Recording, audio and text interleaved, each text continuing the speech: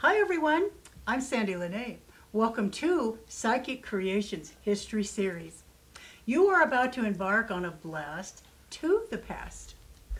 We have a very interesting program for you today as we are featuring the historic accounts of Buffalo Bill Cody, who had a lengthy career and many recognitions such as, Army Scout, Pony Express rider, ranch hand, wagon train driver, bison hunter, fur trapper, gold prospector, and last but not least, a showman. Portraying Buffalo Bill Cody is Western performer Chuck Baldauskas. Thank you so much for joining Psychic Creation History Series today. Well, Miss Nancy, it's my pleasure. I'm Sandie. Well, her too. I love it. I love it. I don't know why you're Miss Nancy. I must have known you at a different time. I think you probably did, because that's a very nice name, Nancy. That is. All right. Now, if you would, Buffalo Bill, please tell our viewers about yourself and your place in history. Well, as you mentioned, I'd been a number of things, and most of those things you mentioned were prior to me being 14 years old.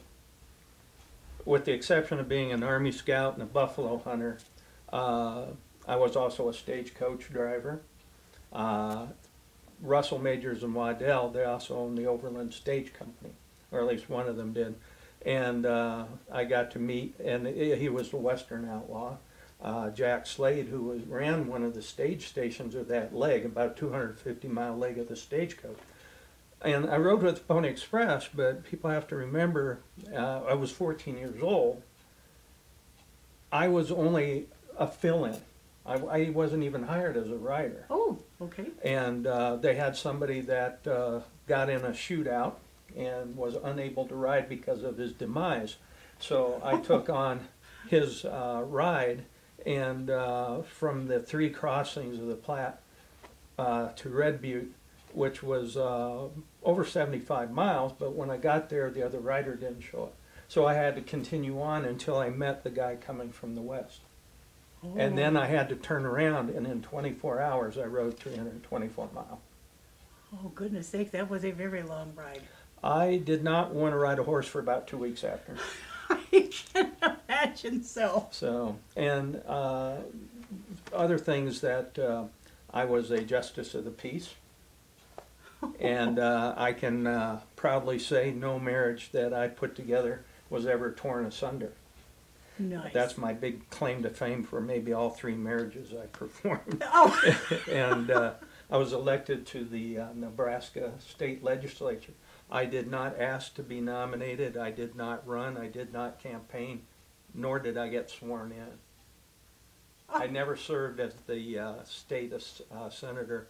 But because I was elected state senator, I was entitled to the honorific of the Honorable Buffalo Bill. Isn't that incredible? So, yeah, and 2 governors appointed me colonel of the Nebraska State Militia, which was the highest rank. And the political reasons, you know, if they ever had to be nationalized or join into the American Army per se, the generals would outrank me and they could take command and there's no conflict. Mm-hmm. And so anyhow, I'm proud of all those accomplishments. Mm-hmm. And I earned my name hunting buffalo in 18 months. I had shot 4,800 buffalo. Nice. At $1.25 a piece. The money for that was paid by the Kansas and Pacific Railroad. I supplied meat for their workers and for the U.S. Army and the posts that were along the frontier. Mm-hmm. I was paid through the commissary, or the supply, mm-hmm. of the Army, and they were getting confused because there was another gentleman, Buffalo Billy Comstock, and Buffalo Bill, so there was some confusion. And so somebody thought this is a great way to make money, get North Platte, Nebraska on the map. They decided to have a buffalo hunt to determine who would have the rights to the name Buffalo Bill. Okay. Mm-hmm. We both agreed, and I outshot Billy in 2 days of competition, and I 69 to 48, I believe was the final number, 42 or 48. Okay. He's a loser, so I don't remember what he had. Well, sure. He won a pistol, nice nickel-plated Colt's pistol, new pistol, and I got $500, which promptly went to Mrs. Cody. Oh. I think she was ready to spend that before I was. She had designs on that money, I'll tell you. Sure. So this is what made my name, and then where I started to get national attention is that when I became a scout for the Army, when the Indians started to become pacified, using the government term at those days, and on reservations, well, there were less and less need for people of my nature, and what I did as a civilian or contract employee, there was nobody to chase over the prairies, but General Sheridan, who was the commander of the frontier at that time, he decided that he would keep me employed as long as possible, my $50 a month, thank you very much, by northern businessmen and whatever. I would take them out on the prairie for buffalo hunts, elk hunts, okay. and that sort of thing. So these people getting to know me and my exploits, some real, Yeah, I get that. mostly real, Yeah. but you know, the tall tales of the frontier are still tall tales. Yeah, sure. But these gentlemen enjoyed my company and what I did, and I was invited back east, and people like Ned Buntline, who was actually Edmund Judson Carroll, who became Ned Buntline. That was his nom de plume. The most popular book written in those days were pirate stories. Oh. And those were the biggest sellers. But now what was starting to capitalize in the East were the adventures of the Western people on the frontier. Sure. People were hungry for that. It was something new, something dangerous, something exciting. It fit with the American psyche. And so anyhow, he wrote a story about me, of my real exploits and things that he thought I should have done. And the book sold famously. He could not believe it. All the books that he had written previously about pirates, etc., that one book outsold everything. So he decided he's going to write a play and take it to Buffalo Bill. Well, I wouldn't have anything to do with it. Okay. I'm not going to go on stage. I'm not an actor. I'm not a performer. Bye. I'm not doing it. So he kept coming at me. I'll make you famous. Well, Mr. Judson, no offense, but I am kind of famous.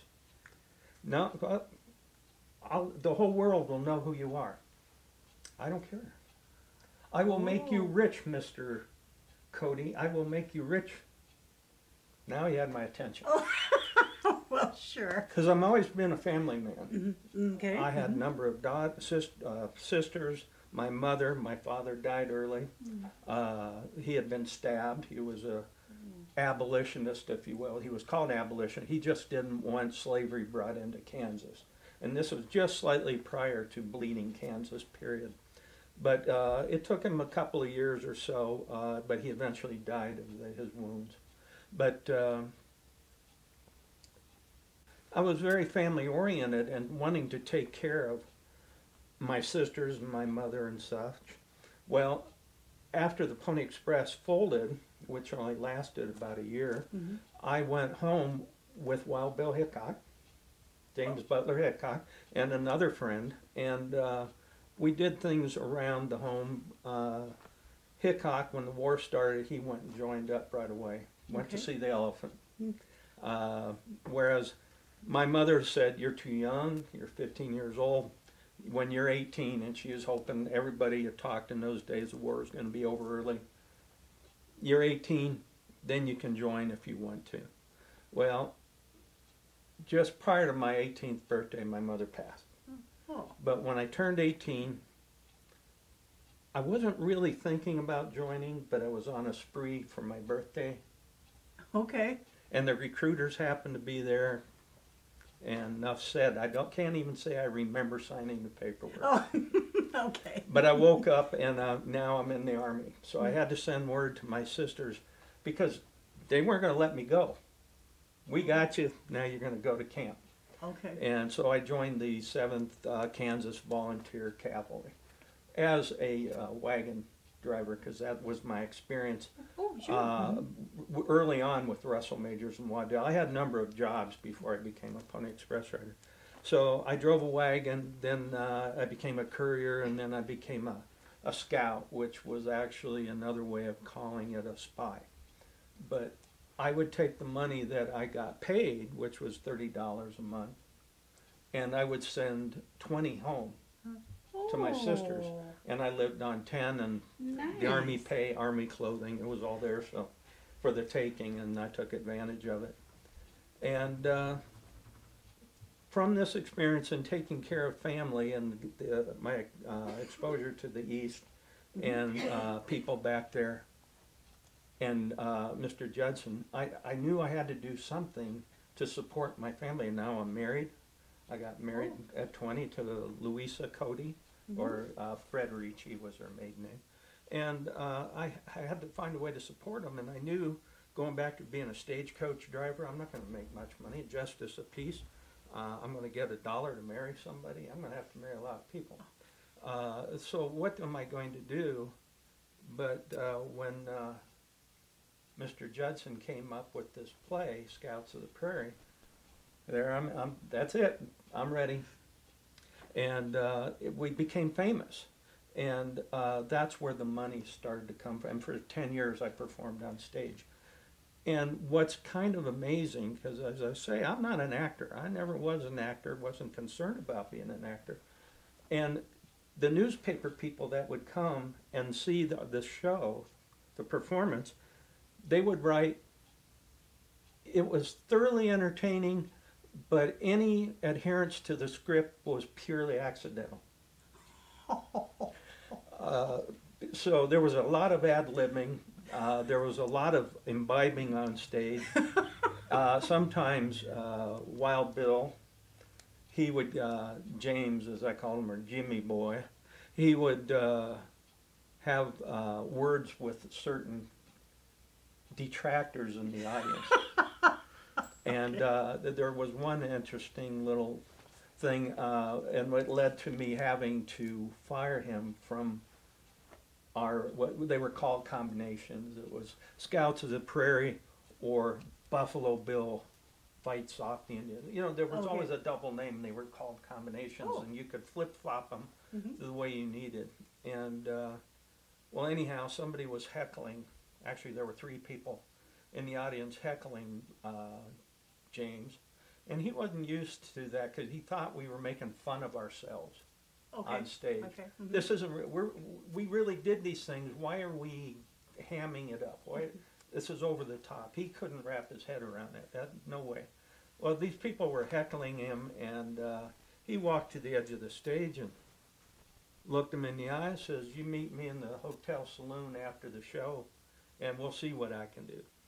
So went back to the play, finished the play. We hurried off stage, went over to the saloon. Me and Texas Jack Alejandro grabbed what we figured to be ringside seats. Bill leaned up against the bar watching the front doors, and somewhere along the way, I don't know if the original 3 showed up, but they brought reinforcements. There were 6 or 7 of them that came in, and not being gentlemen like they would be in the West, they all jumped him. And he cleaned everybody's clock. It was an amazing fight. I'm glad I got to witness it, but it cost me $1,500 in damages. And at that point, this wasn't the only occurrence that James got me into. So I knew he wasn't happy, so I had to pay him off. And Texas Jack and I bought him a couple of pistols and sent him on his merry way. And that was tough because he was a friend, and how do you let a friend go? So. Sure. But it was humorous, but it was also painful to the pocketbook. Because when you the shows, when you admitted people in, if they got a seat, it was a quarter. Oh, goodness sakes. Oh, And a lot do of the math. Indian extras that we used that played Indians, we had to pay them a dime per Okay. performance. Uh-huh. And there's another little thing I'll tell you about James and the Indians. And standing room was 10 cents. No, they So, do, and yeah. you stayed, you performed in one theater for as long as you can bring a crowd in. Once it started tapering off, it was time to move on. There was no booking ahead and months, you know, there wasn't the ability. So Right, right. you knew, or somebody contacted you and said, we have an opening at our theater or our opera house, Uh-huh. and away we would go. You know, sometimes we'd be there for a month and a half, 2 shows a day. Oh, So, wow. another amusing, if you will, anecdote about James is that he would be bored if he didn't have a line to do, or he would pull out his pistol, and we had allegedly a stage full of dead Indians, and he would shoot them with the blanks in the legs, and these allegedly dead Indians would hop up, screaming, running off stage, sometimes with their clothes on fire because the proximity of him shooting at them, they'd light up there. So anyhow, you know, I had my problems with James. And after about 10 years of performing on stage, which was fun, and at times my wife and family could come, and my little boy would yell out, "Hello, Papa," right in the middle of the play, and I'd have to stop and say, "You be a good boy, you go home with your mama and go to bed," you know. And but after about 10 years of that and the travel and certain things, I wanted to do something bigger. Sure. I was ready to move on, and I had been toying with the idea because I had temporarily located my family in New York. Oh, And so a lot of museums or traveling shows, if you will, would bring artifacts from the West. So I decided to try that, and I brought in about a dozen buffalo, and we went out to a park, and we were going to have riders and bring a couple Indian artifacts out, and, you know, just kind of sow the seeds and see what might work with a public performance. I paused because I have in my mind these dozen buffalo that all have a mind of their own. They're ornery, they're intractable, they're born angry. And they don't really herd too much unless they were brought up in buffalo or family oriented. So Okay. you have all these buffalo that weren't from the same family. Oh, Who's the boss? oh, sure. So you have me and 2 or 3 other fellows on horseback and 3 or 4 policemen on foot trying to herd these buffalo back because there was no fences, there were no gates, there was no way to corral these animals. Yeah. So lesson learned. And in 1883, in my ranch in North Platte, Nebraska, the town had fell down on having a 4th of July celebration. Somehow or other, it wasn't planned properly, they didn't plan it, things fell apart. I decided to have the 4th of July, Buffalo Bill's 4th of July big blowout. And from that point, it started to grow. Next year, trotting grounds, there was always like a racetrack, what became racetracks. And people would take their little carriages and they'd just drive around a circle. Oh. It was called riding parks, driving parks. Oh, okay. And a lot of them became racetracks, or they served dual purpose. But the next one was out there, and then it just grew exponentially to where eventually I had 600 to 800 employees. You know, I didn't want to hire just locals, and then when I went to Europe, I wanted real Indians. I wanted to show the public what I had experienced and was starting to disappear in the West. And I had to pay the Bureau of Indian Affairs $300 a piece for every Indian I used, whether man, woman, or child, little papoose, $300. I had to promise their paychecks would be sent to the reservation, to their families, less their allowance, and then at a certain date I had to bring them back to the reservation with a new suit of clothes. And back in the 1880s, if you can imagine, $300, that is almost like saying I paid $5,000 a piece to the Bureau of Indian Affairs, which did not go to that specific tribe or whatever. Whether it actually went to the coffers of the government taking care of the Indians, I don't know. All I know is what I had to do to have 80 Indians perform. Right, okay. And we went to Europe. Sitting Bull was the second highest paid performer after myself. He gave Annie Oakley her nickname, Little Miss Sure Shot. He wanted to marry her, but it basically came down to, I told him he didn't have enough horses. He couldn't trade for it. Okay. So anyhow, it was very, very popular. I don't wish, because it's unseemly for me to brag, but I was known everywhere. Everywhere. There wasn't anywhere I couldn't go. And in North Platte, Nebraska, one time, a little anecdote, I went to my favorite saloon there, and the streets aren't paved or anything, my long hair and whatever. I used to pin it up underneath my hat to go out and about so I didn't have to wash my hair all the time. Well, I get to the saloon, and I pull my hat off, and I'm taking the pins out. The little boys are trying to scurry in around the bar in case I dropped one, and they could say they had one of Buffalo Bill's pins. But I'm cursing my hair. God, I hate doing this. The bartender says, "Bill, why don't you cut your hair?" Oh. Simple solution. Why don't you cut your hair? And I looked at him, I said, if I did that, I would starve. Because everybody knew this look. Right. And it wasn't, when it started, when I was buffalo hunting, it had nothing to do with style or an affectation, if you will. Mm-hmm. There was a reason. Out on the prairie while you're hunting, keeps the sun off the back of your neck. Very true. The cold wind, when it's blowing stuff, pull your jacket up on it, keeps the cold wind, snow off your neck and whatever. And when you became a scout, or even when you were buffalo hunting out on the prairie and having to deal with Indians, Mm-hmm. it was sort of like a taunt. You want this? Come get it. And the Indians called me Pahashka, the long-haired one. Oh, okay. Yeah. So, how interesting. So that was me and my point in history, if you will, as living history. That's what everything I did led up to me being the showman. Mm-hmm. One other thing, and some people confuse my life with things that I did and they say you didn't do. And there are a lot of things that were written about me that I didn't do. One man alone, if you will, one man wrote over 200 dime novels about me. Now, I'll be the first one to tell you I did not do everything that was mentioned in all those books. But I did win the Medal of Honor for a campaign along the Platte. I don't know.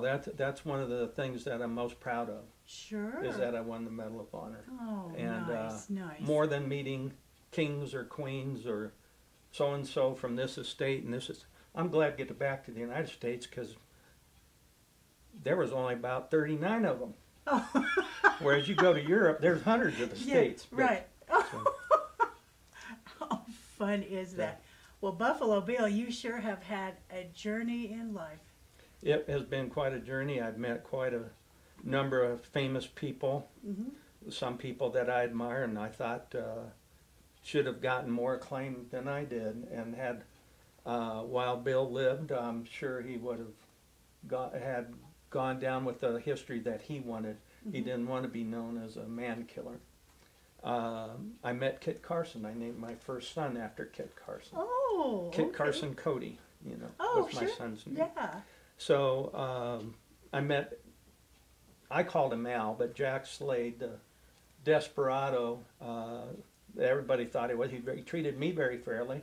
And when I drove stagecoach, he always remembered my name and inquired of how things were going for me and about my family back in Kansas. So, nice. And yet he got strung up over the corral, Oh, gosh. He was quite the character, but I was naive enough at my age that he was just another nice man that Mm-hmm. took good care and looked out for me. Mm-hmm. So I met Sheridan and a lot of the Civil War people. I met Custer. Did Colonel you? Custer. Scouted for him with the Duke from Russia, the Archduke, and the Great Hunt. And that's where I think there was a little tension between myself and Custer, because I was up and coming and younger. And he liked the attention. He was flamboyant.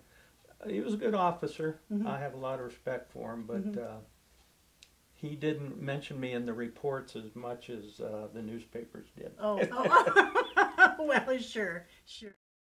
And one of the greatest acquisitions for the Buffalo Bills Wild West, and trying to show the people back east and anywhere and in Europe, everywhere we traveled, what the western frontier was like.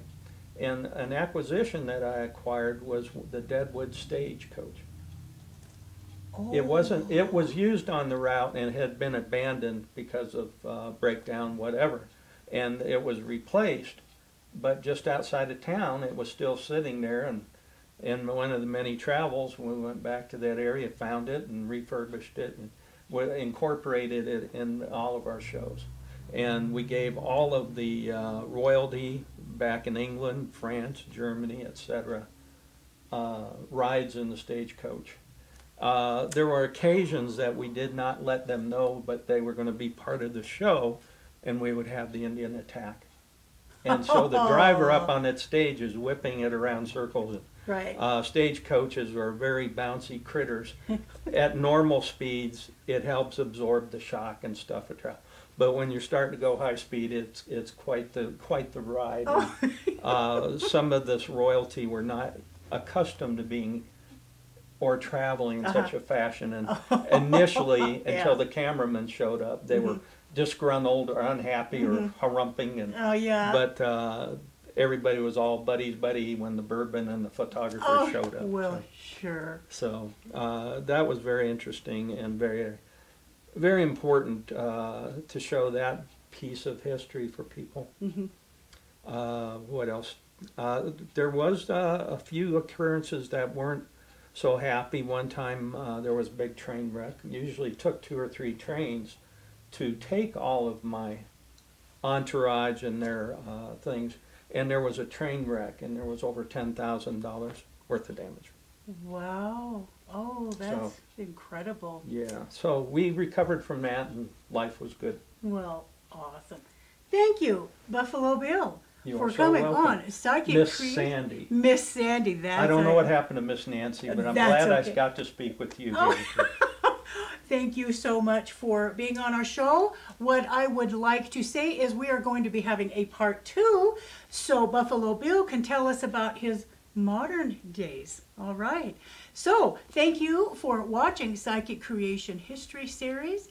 And please remember that history created who we are today.